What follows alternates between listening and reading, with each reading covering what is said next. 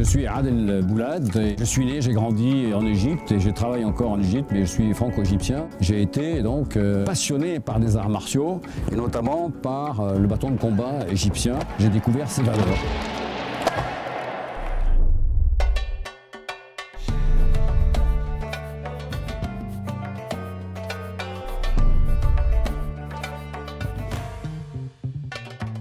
Tartib, ça vient du mot arabe hatab. Hatab, ça veut dire un morceau de bois. Tartib, ça veut dire jouer ou jouter au sens de faire des combats avec le morceau de bois. Comme c'était une activité d'origine guerrière, si on remonte à 5000 ans en avant, l'objectif à l'époque c'était de démolir la tête de l'autre. Aujourd'hui on l'effleure et on a gagné.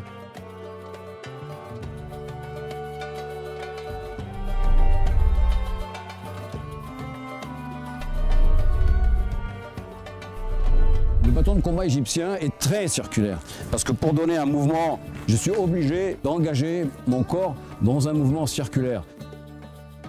Par rapport aux autres arts martiaux, qu'ils soient d'Extrême-Orient ou d'ailleurs, il y a les mêmes bénéfices mais suramplifiés du fait de l'encombrement du bâton d'une part et d'autre part du fait de la rythmique, de la percussion qui est là pour monitorer, piloter un combat, le calmer ou l'amplifier.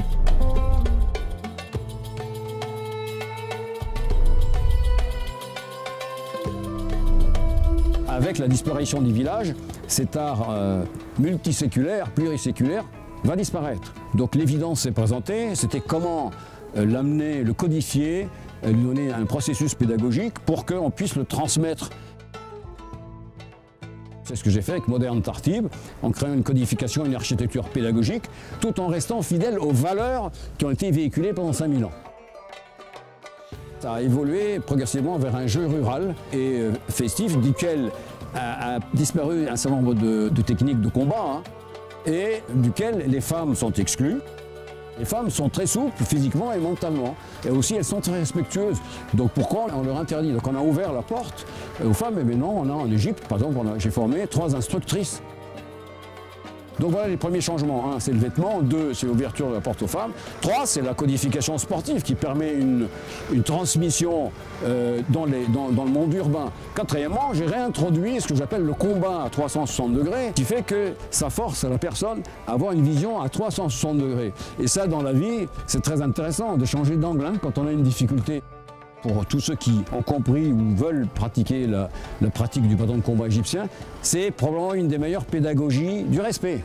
Se respecter, respecter l'autre, respecter l'engagement, c'est le trio du respect. Et dans une pratique très exigeante comme le bâton de combat, j'ai trouvé que c'était très utile pour nos sociétés actuelles.